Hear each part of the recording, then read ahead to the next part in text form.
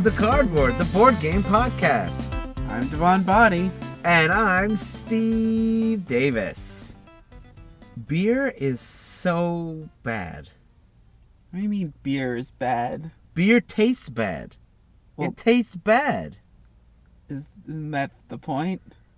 No, I'm pretty sure the point is to get drunk, is to soften your reasoning skills. Yeah, and that's why you need beer. And that's what makes it good. It tastes so bad.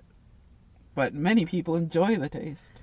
I mean, they have non-alcoholic beer. No, but that, don't even get me started on non-alcoholic beer. Beer tastes so bad, and people say they like beer, and it's all a lie. We're all lying.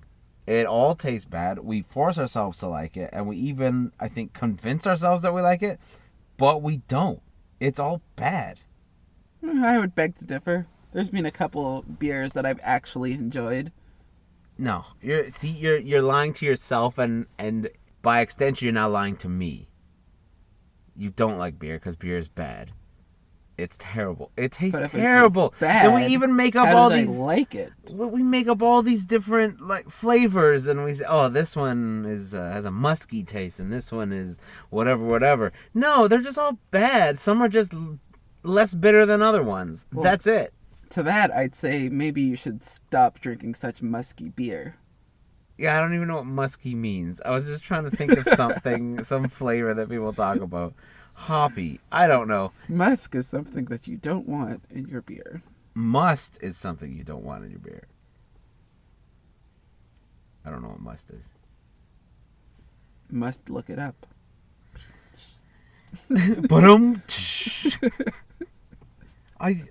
It's just, we force ourselves to like this nasty drink that's not good, but we, I guess, force our taste buds to like it. And I think to some extension that we have fooled ourselves into thinking we like it, but really it's just gross. But we've made ourselves think we like it. Well, it's tradition. Whenever there's something that you're not allowed to do during your youth, you have to do it when you're an adult. But someone made it, and someone had it, and someone said, I will keep making this. It wasn't a teen who made it and said, oh yeah, I can't do this, I'm going to keep doing it. Well, in their defense, everyone was teens back then because life expectancy was much, much shorter. Yeah, it was like 25. Yeah, that's fair. But no, it's just it's bad. Don't get me wrong. I drink beer all the time. Love it. But I'm telling you, it's my brain, or it's my subconscious that has told me that I love it, but really I hate it. I guess that means you're a masochist. Masochist? Masochist. Master fist. I am a master fist. Have you seen me punch? Yes. So flimsy. Masterful, you mean? I think you meant masterful. You need to learn to say that word. Masterful. Noodle arms. Noodle arms. Yeah, but no one can see it coming when I punch him with my masterful punch. Yes, let's call it that. Anyway. Masterful. Masterful punch. Anyway, what are you up to today? Today? Well, I was thinking, let's record a podcast. What? All right, well, if we're going to do that, then make sure you check us out on our website, cardboardpodcast.games. And follow us on Instagram at Cardboard Podcast. And like us on Facebook, facebook.com/cardboardpodcast. And while you're there, click that like button as many times as you want. We don't mind, just make sure it's an odd number of times. Or you can even make some new burner accounts and like us even more. Sure, if you want it to count. I do. I really, really, really do. Then do what he says. Hurry! Today, I think we should... I had fun with the card game, but my heart is really in the board games. We should go back and talk about a board game again. What? I mean, what's the difference between a card game and a board game, really? It's the board. Yeah, I guess that would be the thing. Most board games do have cards, but I find the board is not exclusive to card games. But not as many card games will have boards. Yeah. I would argue that no card games have boards. Because then it would be a board game. Yeah. The more you know. Well, let's talk about a board game. No, I know what? I think we gave enough information about card games and board games that we can just end this episode. You know what? I think you're right. That was about as much information as you get from one of our full episodes. Pretty much. Pretty much. You have already surpassed the knowledge of our past 4 episodes. Congratulations. And that is too much. Okay, well, we've been doing a lot of established games. Yes. Let's do something weird. Or new. Or new and weird. Weirdly new. Something that is magical. Something that is mazical. Mazical? Magical mazical. Is that a thing? I think so, yeah. Magical mazical. But no one says the full name. They just shorten it to Magic Maze. This week is Magic Maze. Magic Maze! It is such an awesome game. Devon, turn your phone off. I need it. I need it to live. I'm almost positive that vibration was picked up in the mic. Yeah, we'll never know. Nope. Okay, I had a thing to put up here. Oh, here. Nope. I lost it. Oh, nope. Bloop. Beep, bloop. Bleep, bloop. Bleep, blop, bleep, bloop. Bleep, bleep, bleep. All right, so Magical Maze is a game about a barbarian, an elf, a dwarf, and a mage. I just have one problem with it, in that... Hold on, what were those 4 things again? Clearly, if you were listening. I wasn't. It's an elf, a dwarf, a mage, and a... Dwarf. No, an elf, barbarian. A dwarf, barbarian, and Mage. And mage. An elf, a dwarf, a barbarian, and a mage. Yeah, on the surface, it's fantasy. But 2 of those characters are classes, and 2 of those characters are races. Yes. Elf and dwarf, those are fantasy races. Of course. And barbarian and mage are fantasy classes. Yes. So what's the problem? I don't like it. It doesn't make sense. It should be like, okay, here's your elf mage, and your dwarf barbarian, and your human cleric, and your gnome monk. There's no monks in this game. You don't know that, because 2 of them are just races. That elf or that dwarf could be a monk. There's also no gnomes in this game. You don't know that. 2 of those things are classes. That mage could be a gnome. Yeah, but we don't know that. No, we don't. Anyway, that was the one thing I had a problem with it. Aside from that, I love this whole game. Well, these 4 were stripped of all of their possessions. So they were forced to rob the Magical Maze shopping mall. That's right. They their weapons were stolen, and they have to go and steal them back from the Magic Maze shopping mall. I just said what you said. Oh, I was under the impression that they were stealing new weapons. Oh, I mean, that's a good point. I doubt this Magical Maze shopping mall gets all of its products from stealing from adventurers. I mean, there's probably some profit to be made there.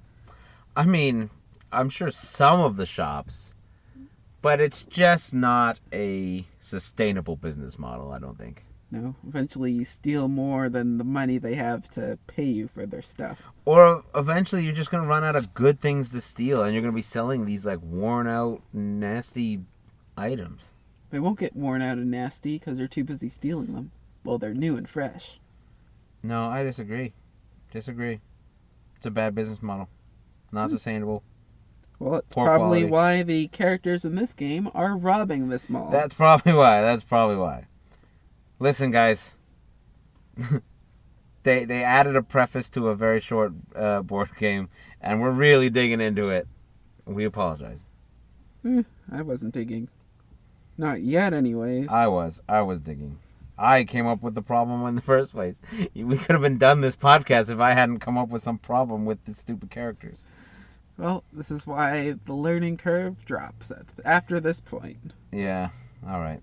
All right, so the thing that makes this game interesting is it's not just a heist, it's a simultaneous heist. Everyone's stealing all four of their items at the same time. Yes. All right, so in each box, you get mall tiles, hero pawns, out of order tokens, action tiles, a sand timer, a do something pawn, and a few other interesting tidbits. Not that interesting, or we'd mention them by name. Well, I said interesting tidbits. Yeah. It's the name of something, isn't it? Oh, they actually includes interesting tidbit. Capital I, capital T. Um, yeah, it's actually pretty straightforward. Not much to put together. It's a tile-based game, created by Mr. Casper Lapp.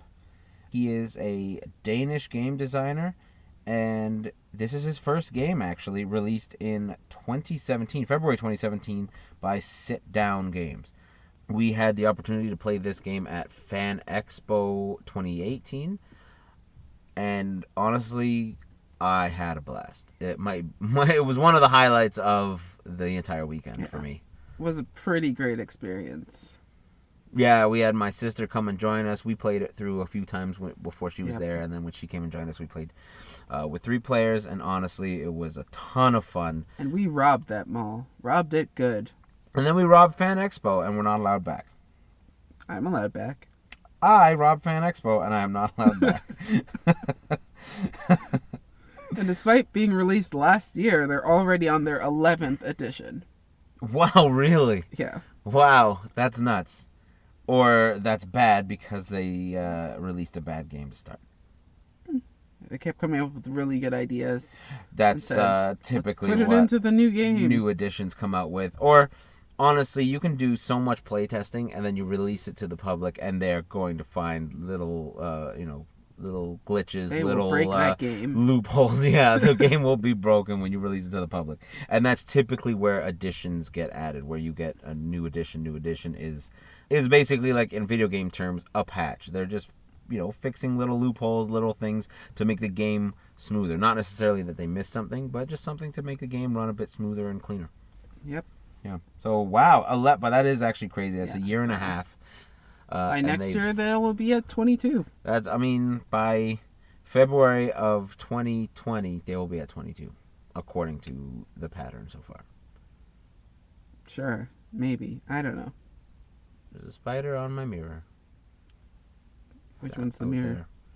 Which one's the mirror? Oh, right, you're a vampire. You can't see yourself. I forgot, sorry. All right. This game also has 2 expansions. Yeah, there is the Magic Maze Maximum Security, which just adds a few things like,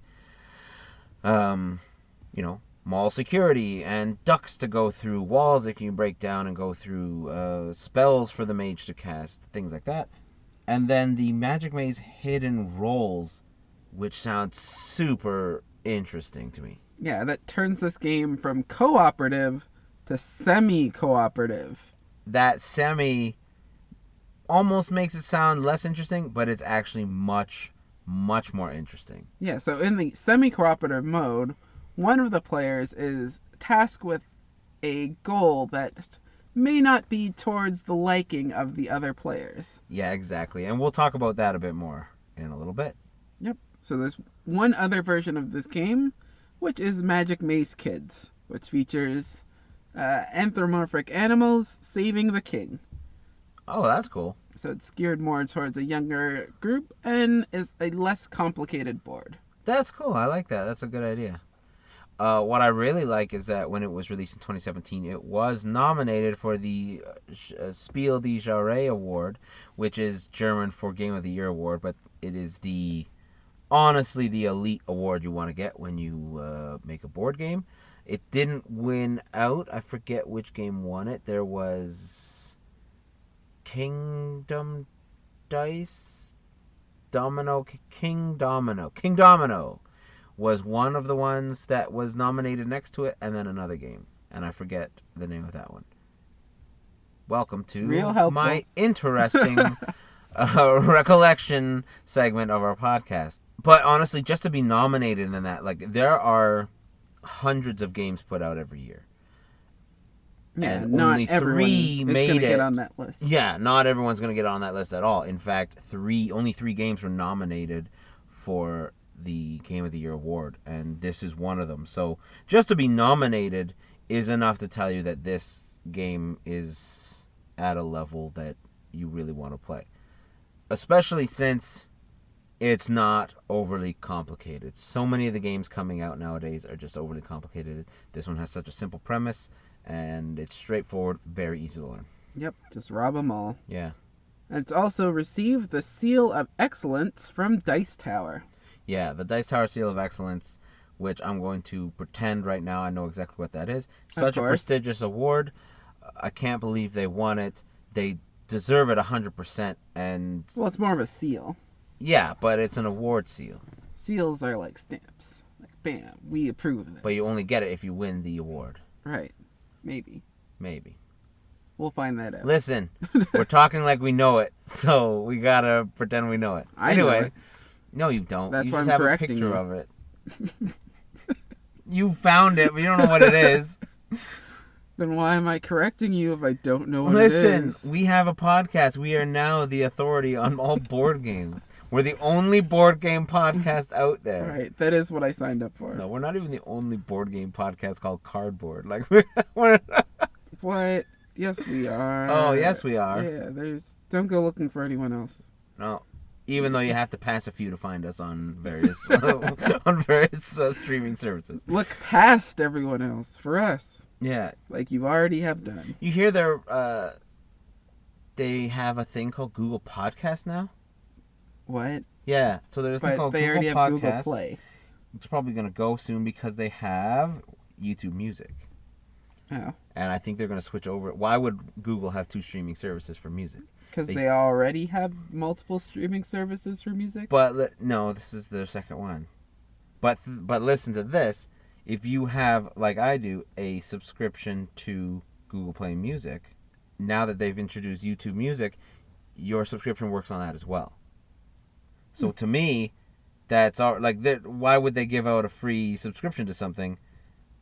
They're going to turn off Google Play. I guess we'll find Music soon, I would imagine. Anyway, neither here nor there. I also forgot where I was going with that. It's the epitome of a tangent. Well, I'm gonna cut this all out. Never even get anyway. there. Ooh, new album by Toby Mac.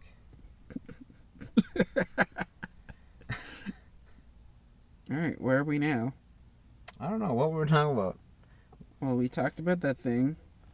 Talked about other versions of the game. I think we're going on to the actual gameplay now. Yeah, pretty much. And if you notice, there was no thunderous introduction into this segment. What? I heard thunder. Oh, well, no, sorry. I meant, like, edited in thunder. It's, like, storming outside right now. Storming sun? Yeah. It's Sunstorm. It's sunny. Listen. Sometimes when we make jokes, we don't think about it beforehand. But I think the sunstorm should be a thing. Also, what's the point of a chain link fence if it just ends? So that you can corral people in one spot. So if there's ever zombies, they won't knock over your fence. They'll just walk around it. That's actually a really good explanation. But it does assume zombie apocalypse, which I also assume. All right. So anyway, yeah, we're taking out the transition things because honestly, as we evolve with the podcast, I think the way we're headed, it just doesn't make sense to forcibly segment our podcast. And scaring people. That part I miss. Boo! Oh, okay. Anyway, hey, we can just do that whenever we want. Oh, man, we didn't have to do it at specific points. I could just boo! Oh, oh man. All right. So yeah, let's talk about gameplay. Basically, how to play. And again, we're drastically reducing how much we talk about this, so don't skip ahead just yet. We are. I thought we were going to tell everyone everything in the entirety. This game is based along these 4 heroes trying to, or maybe not so much heroes since they're stealing a mall, robbing a mall, Stealing from the mall. Who knows? We didn't play all the versions of the game. Maybe in the end you end up stealing them all. Steal the whole board. Leave. And leave. Game We over. should have stolen the board so we'd have this game to play it. Could have. I did say that I robbed the place, Rob Fan Expo. Should have robbed that too. Yeah. I mean, if you're already going to get banned, So, might as well get a board game out of it too. man, I didn't even get anything worthwhile. I stole a lanyard. Free lanyard. It was a free lanyard. Problem was I knocked a guy down on the way out. So now it is a crime. I don't even like the lanyard. It's the saddest thing I've never heard before. It actually caught on the doorknob when I left, and I didn't have it. I don't have. So, if you don't actually leave the premises with something, is it still robbery? Well, it was free, so it wasn't robbery in the first place. But I did knock the guy down. I'm pretty sure he hit his head. He may be dead. I may be wanted for murder. And yet they only banned you from future Fan Expo events. No, they didn't even do that. Wait, did you even get caught? It was a blur. I'll be honest. I don't even remember much that day. Guess we'll find out next year. This is stupid. All right. So Everything's stupid. yeah. So Once you stop and think Yeah, about once it. you stop and think about it, it's all stupid. So this game is based on these 4 anti-heroes robbing a mall, which sounds simple enough. You start the game, back to back to back to back, all in 4 spaces, and you have to start moving out. Again, this is like a tile-based game. So you make the map as you go along. Yeah, you start on one single tile, and as you go to a door, you reveal the next room, and the next room is a new tile picked from a, face down. But Pile there's of a tiles. snag. Only one of the characters can search any specific room based on the color of that search area. Yeah, of the door. So each door to the next area has a different color on it, and so only certain colors can open certain rooms. Once it's open, though, anyone can go through it. Yeah, pretty much. And that's not super difficult. But here's where the game gets interesting. You have to reveal the tiles that have the items you want to steal. Oh, I wasn't even gonna So as you go through that stack of tiles, you don't know where in the mall this thing's going to be. Exactly. It could be the next tile. It could be the last tile. Who knows? Then you have things like escalators, which are a bit of a hazard to get past, which is weird because normally they help you move. In this game, it's a bit of a hindrance. Yep. There are portals. What are they called? They're not called Teleporters. portals. No, they're called something else. Magic portals? No, hold on. Warp holes. Did you find that on the website? No, I'm just making up words Oh. about what it could be. Hold on. There is a... Temporary placement changers. That's the one. No. Anyway, so there are these teleporters. Blink buckets. Blank bucket. You go through... There's also teleporters to go through that can warp you back to certain areas. Yep. But there's one big catch for how this game is played. And that's once you steal the items, you gotta get out. Every time I build up to the big reveal, you go remember something else. No, I had that one planned. Oh, man. Yep. Each character has to find their way to the exit once everybody's in position with their stolen item. But there's one big thing that makes this super interesting. You can only go out of one exit that's your color. That's right. That's the one. You can't all go out the same exit. You gotta find an exit for everybody. Trek across the mall and find it. Oh man, so yeah, exactly. You have to get to your own color, and to do Yep. that, there's one big twist in this game that makes it super interesting. No, I think we covered it all. I'm pretty sure there's one big thing No, that makes it super interesting. pieces, doors, the other thing, the last one we said. Yeah. Yeah, the last one.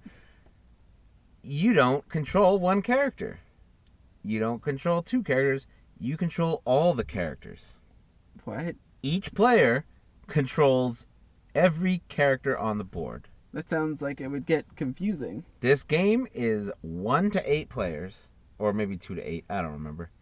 2 to 8 players, but there are only 4 characters in the game. The 2 to 8 players all control the same 4 characters.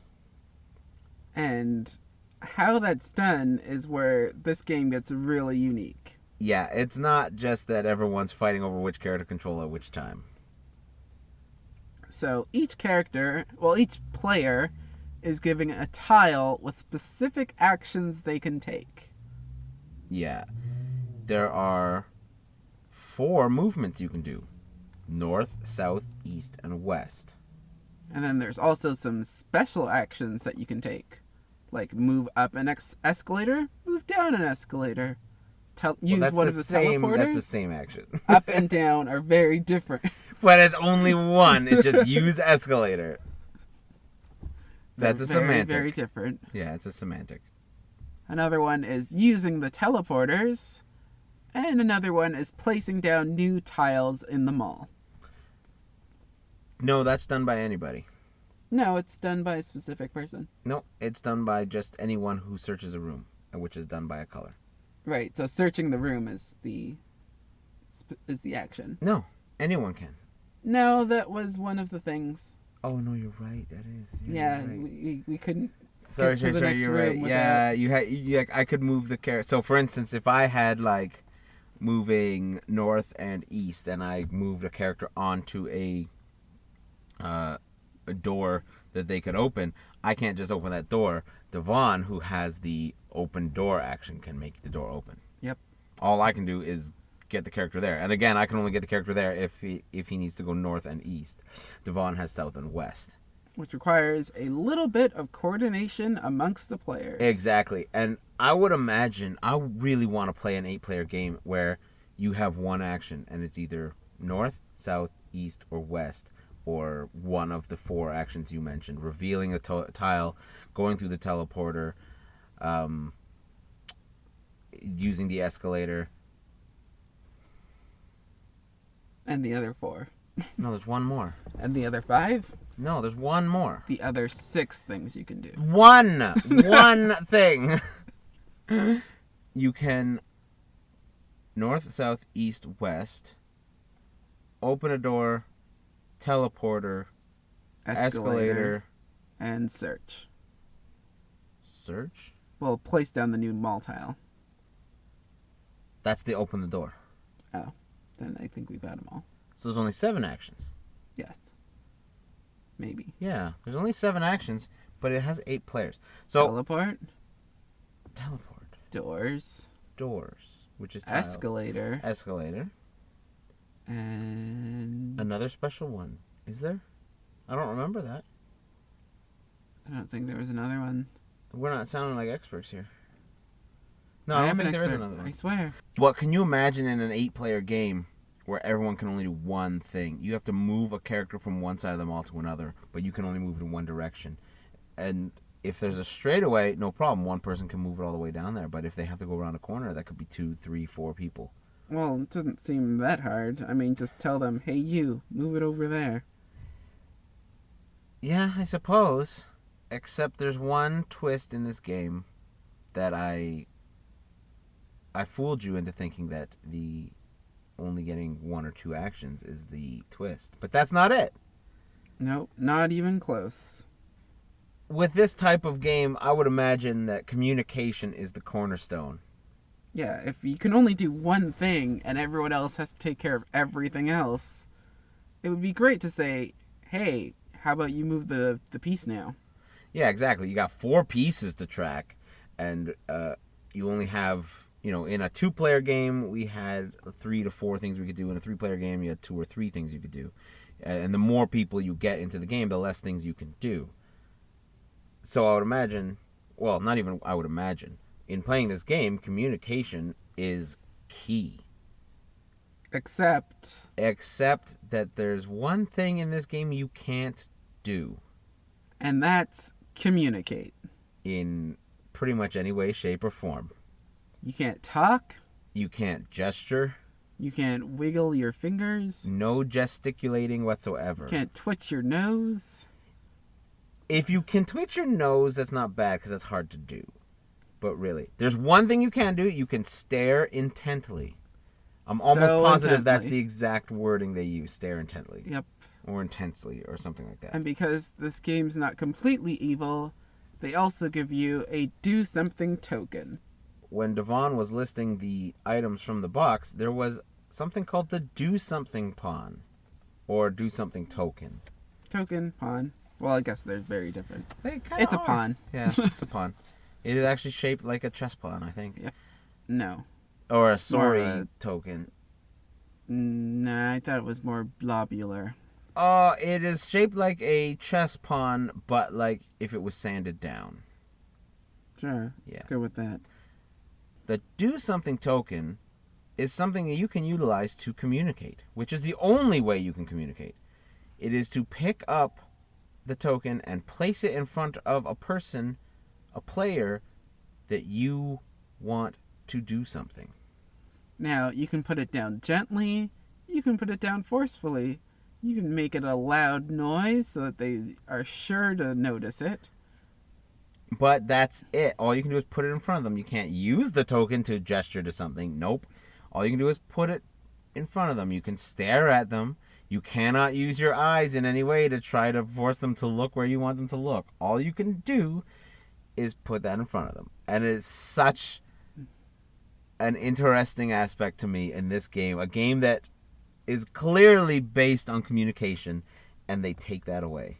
Yep. It's a brilliant idea. And then on top of that, the entire game has a ticking clock. That's right. Man, the way we talked about this game just keeps getting more and more interesting. So it's literally got, what, a 5-minute timer or something like that? It's an hourglass timer. I don't know what the time limit is. Whichever time the red ones are. Well, typically those are a minute. But I don't think this is a minute, because that would be ridiculous. No, I think it was a 5-minute timer. Something like that.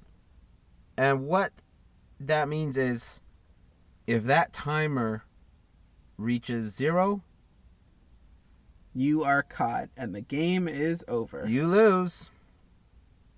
So you would think, how am I supposed to do all of these actions before this timer ticks to 0 if I can't even tell people what to do? We misled you! You thought we told you everything there was on the board. We didn't. There's one more tile. And that is a tile that lets you flip over the clock. Yes. Once you move a character on there, the time gets flipped over. It doesn't stop. It gets flipped over. It gets flipped over. So you want to run the time down as much as possible, because once you use a tile, that tile can no longer be used. It is out of order. But the cool part about that is not that you just get more time, is that now you can stop playing and talk as much as you want. You can communicate, you can yell at your friends for being morons. But during all this yelling and communication, that clock is still ticking. Yeah, so the clock, you flipped it over so you avoided losing, and you can talk now, but the time continues to run. That's okay, though. It's kind of a great moment to just kind of catch up, get your bearings, maybe yell a little bit to get out your frustration. Go over strategy. Yeah, that's the important thing. Yeah, cover what you need to do now. Just, quickly dole out some to-do lists. Hey, you go here, go here, go here. We're going to do this first, this second, this third, whatever it is. And then as soon as you start playing again, as soon as one person takes one action, communication then stops once again. Yep, you're back in silence, and all of those carefully laid plans fall apart. Yeah, and it's So overall, this game is stressful, this game is frustrating, and it is a ton of fun. Yeah, and the games only take about 15 minutes. Games are really So quick.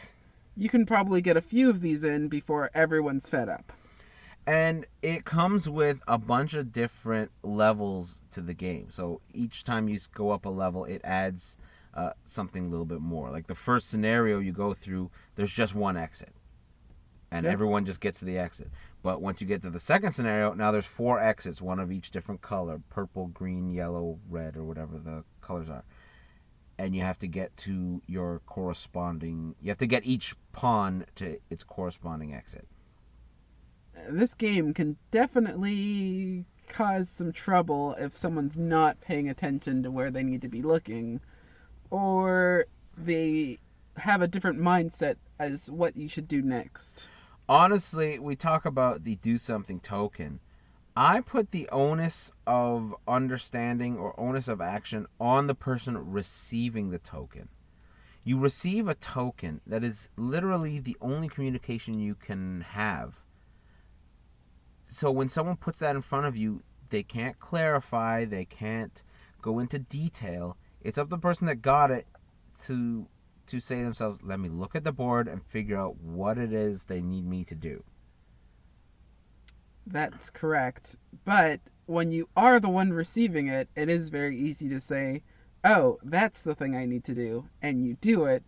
And then the person will take the do something pawn and stick it right back in front of you. The funniest part of when we were playing was literally reaching across the table, picking up the pawn I just put in front of Devon, and smacking it right back down in front of Devon again, saying, no, you idiot, do something else. To which I did the same action. Exactly. there were times where one of us would put the do something action in front of somebody. You say, I put the do something token in front of you. You moved a pawn. I moved the pawn back and smack the token in front of you again. And then And then I move the pawn back and smack the token in front of you.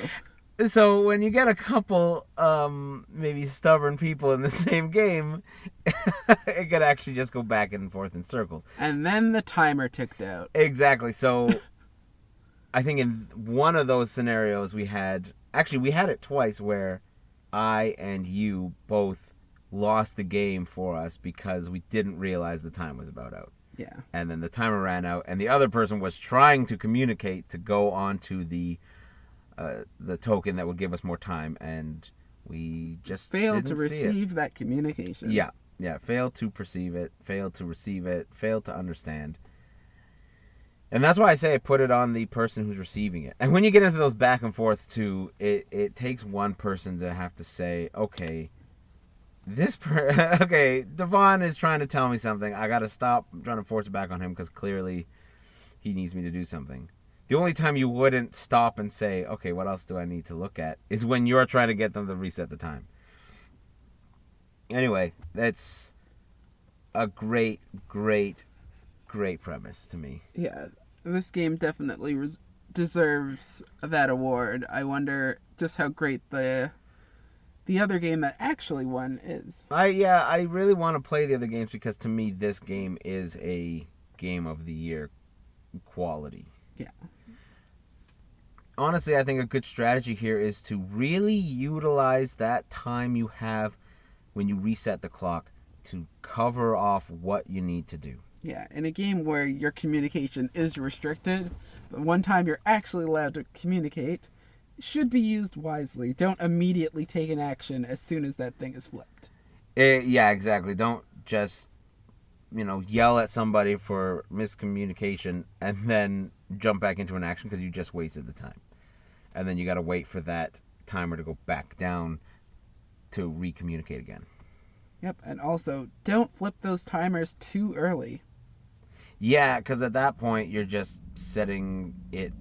You're basically gaining nearly nothing. You want to get it as close to the bottom as possible without really risking losing the game. We got pretty definitely close. We got pretty close a couple times. think that last game we played, we actually lost because we were just a couple seconds too slow. Yeah, I think we were really close, and I don't think it was a miscommunication. I think it was getting over to the actual square we needed. Yeah, it just took a lot of back and forth between all the players to Because actually get to the exit. yeah, because I think we also had so many, or I think we also had all the items we needed were pretty spread out. Yeah, Because remember, you also have different door colors to open. So it's like, I got to get the yellow character to open this door on the left side of the board. And then I got to get him back to the right side of the board to get onto his item. Because all the characters have to be on the items at the same time for the theft to occur. yeah. And it also didn't help that in every single scenario we took the longest path possible. Yeah, that's true. That too. And the teleporters, you gotta utilize the teleporters to pull people back. We didn't do that very well at all. Yeah. Well, once the theft starts, they all go out of order. That's true. Once the theft happens, you don't have the teleporter anymore. And also, another good strategy is try to maybe build the map in a not in a stretched out, but in a like as close to a square as possible, because you are revealing the map as you go. So the map is only going to open up wherever you choose to open a door. Yeah. So when you have options, try to keep things condensed. Exactly. Another great strategy is just pay attention to the other players. When someone makes a move, see what kind of move you can do after that. Yeah, remember, the more players there are, the less things a single person can do. So if out of the corner of my eye I see Devon move a pawn somewhere, I should look and see what he's doing, because more than likely he's not going to be able to move that piece where he needs it to go by himself. Yeah, and everyone knows kind of where the pieces need to go. Yeah, you can look at the board, you can see what's there, and you can see what needs to happen. Now, sometimes I know one of Devon's primary goals is getting as many tiles onto the board as possible. But sometimes that's not where I'm looking. I'm looking to achieve what's on the board first sometimes. Which is, it has its advantages and it has its disadvantages. Both do. Both are important. So we need to watch what, like Devon says, watch what the other player's doing so that you can get maybe on the same page. Yeah, because once you're on the same page, it's a cakewalk. What's really funny is when we realize where a piece needs to go that might be across the map, and Devon can move east and north, and I can move south and west. It's really funny to watch when we need to go in like a stair pattern, moving the piece in a stair pattern, how I'll grab it and move it one space to the right, and Devon will move it one space down, and I'll move it one space to the right, and Devon will move it one space down, and it just goes like that, and we get our way there. It's actually very interesting to watch how people keep reaching to the board back and forth, back and forth.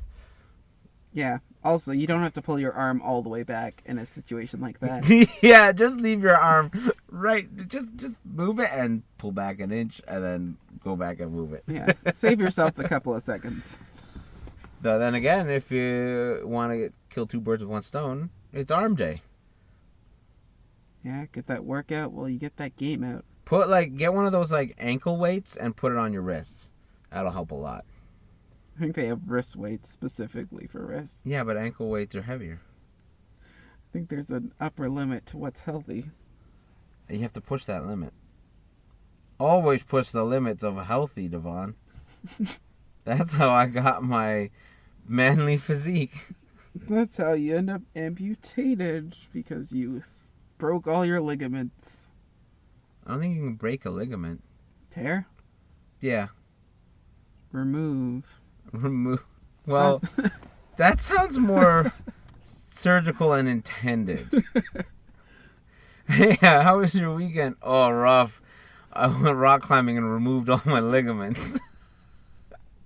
Yeah, I mean, rock climbing will do that to you. Rocks are known for their surgical skills. Rocks were the first surgeons. Second surgeons, actually. Right after the ground. The more you think about it, the more it's true. Though I disagree with your analysis of the ground. The ground's not a rock. No, but they weren't the first surgeon. They were the first mortician.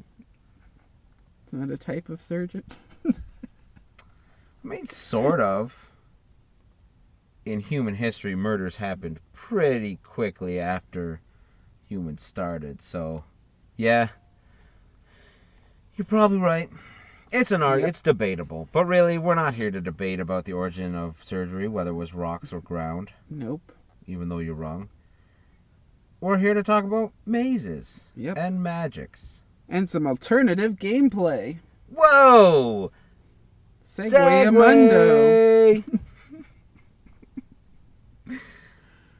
Honestly, we've only played this a handful of times, so we don't really have some established alternative ways to play. So we're just going to spitball some. Alright, so for a slightly easier mode, you can play with a set time limit versus a variable time limit. That could be even harder. It can be, but it can also give you one less thing to think about. Or one more thing to think about, depending But also, on your level of communication. yes. Because something that saved us a few times was being able to reset the clock after we had stolen the items. We're on our way to the exit. I think we did one where we had two people already gone off the game. They already made it to their exits, and we reset the timer because it's so valuable. Yep, but if we had 12 minutes to work with, then we would get everything done in those 12 minutes. I feel like that would potentially put some stress on the game. I like it, though. Be good or bad. There's also the option of getting rid of the timer altogether for like an ultra easy mode. Right? Have some play until you actually win sort of scenario. Yeah. Yeah, I said that and then realized there's no way to lose in that scenario. Sure there is. You could not communicate so poorly that everyone else leaves the table. That's a loss. But if you don't communicate so poorly, you communicate well, and then everyone leaves because you communicated so well? Yeah, they were jealous. Okay, fair enough. It's like, Or- I wish I had that kind of communication skills. You could also... It's done. Communication. Everyone leaves. Excellent. Done. You could also take away the talk time when you reset the clock. Yeah, just make it a flip and keep playing. Yeah. So nobody ever gets a chance to be on the same page. Exactly. So it's just go until you win or lose. No communication. So it's really all about establishing your communication at the start of the game. Regardless of how you play, it's about establishing your goals from the start. But that could be an interesting way to play. Yeah, I agree. And if you have any other interesting ways to play, message us on our Instagram. Yes, or Facebook, or on our website, because I made a contact page and no one has ever used it except for me when I tested it. Yep, let us know. And honestly, go out and buy this game. Look for it in some hobby stores, game stores, comic stores. I honestly haven't seen it in any stores really. I've just seen it at cons. But again, it is a brand new game. It just came out in 2017, so give it some time. But you can also buy it online. There are a few places to buy it: Amazon, eBay, through their own website. Check it out. Yep. Go pick it up. I really like this game. This guy's a new game developer, game creator. We definitely should support him because this idea is tremendous. Yeah, it's a great game, and I'd play it again. Maybe not with you, but I'd play it again. Listen, you were the worst of that exchange. What? No. I did what would make us win. And you that did made us something lose. else. I don't know what I did. All right, and now to our final segment. Ratings. Scores. And opinions. What have we been talking about this entire time? It's not opinions? No. Yes? No. Yes. That's your opinion. All right. We're going to rate this game on a few different categories. One is learnability. How easy is it to learn? Chance, how much chance is involved in playing the game. Strategy, how much strategy is involved in playing the game. What is the likelihood you'll leave the table with a do something token shaped bruise in your forehead? And our overall score. All right, let's start with strategy level. Okay, for me, the strategy level is hiking. You plan your route, you pack your food, you prep the gear, but when you actually start the hike, you just go. I get that. My strategy level is what strategy? You only have to do one thing. I mean, that's understandable. For chance, it's like rain on a sunny day.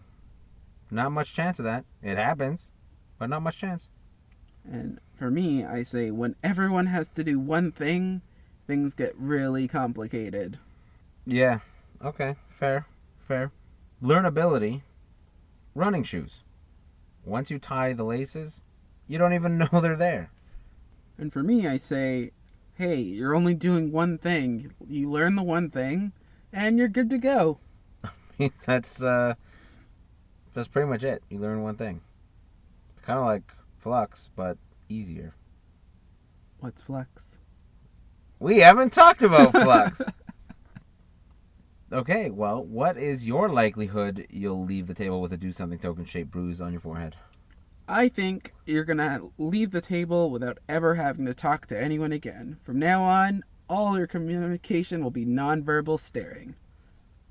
I could become more efficient. And for me, the likelihood you'll leave the table with a do something token shaped bruise on your forehead is 100%. It will happen. Not perfect friendships forever, where you just stare to communicate. Hey, do you want to go out for pizza? Yes. See? It works. Except we're talking. But just imagine that, but without talking. Yeah, amazing. All right, listen to this.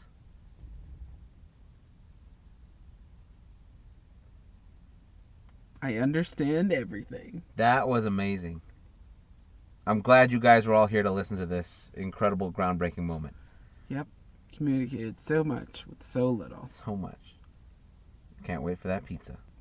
We didn't stare into our phones to order it. Oh, no! Hold on. Okay, let me stare into my phone.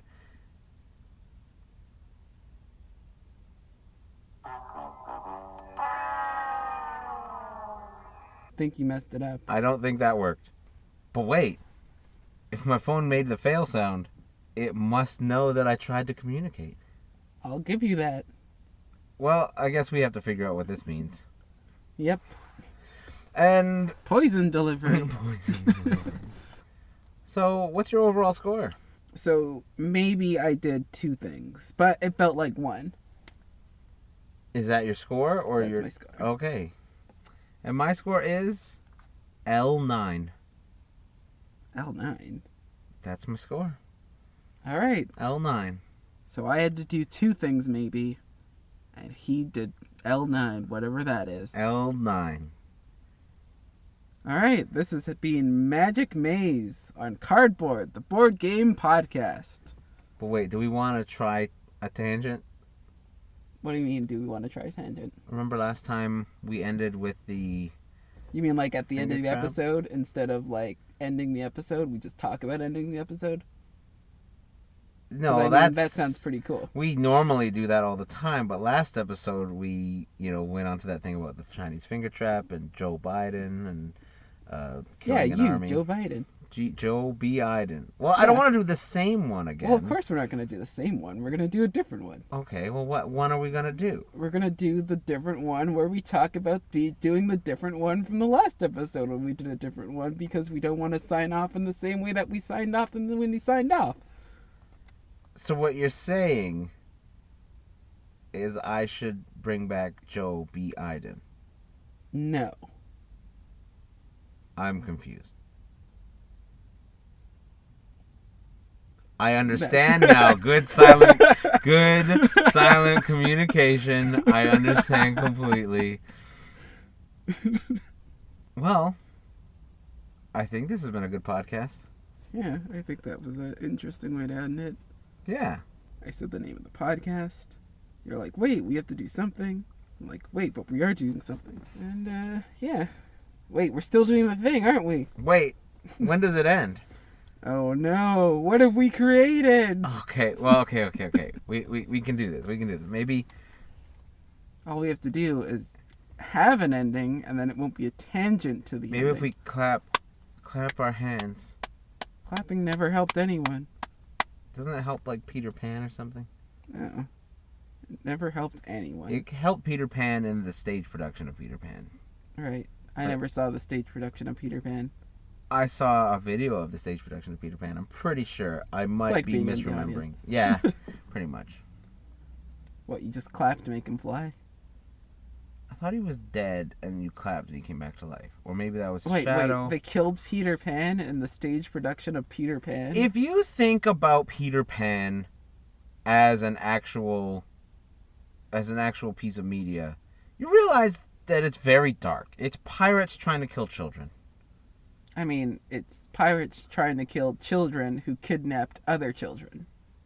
They didn't really kidnap them, though. They did not They ask their parents for permission. Invited them. The Lost Boys are boys without families, aren't they? Yeah, but those other three aren't. Peter, he Repeatedly got broke into their house.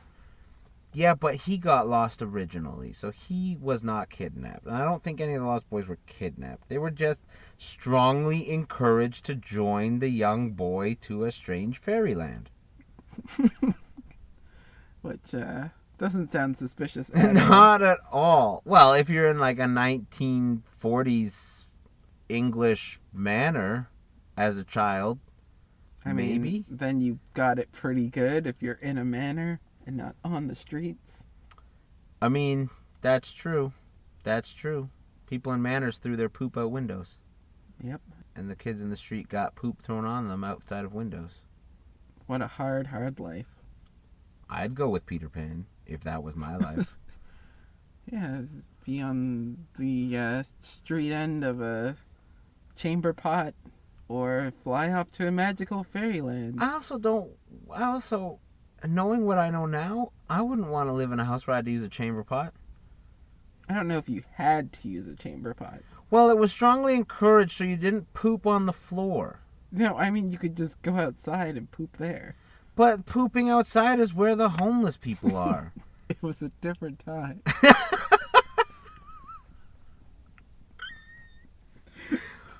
Oh, wow. Yes, it was. Welcome to our insensitive podcast.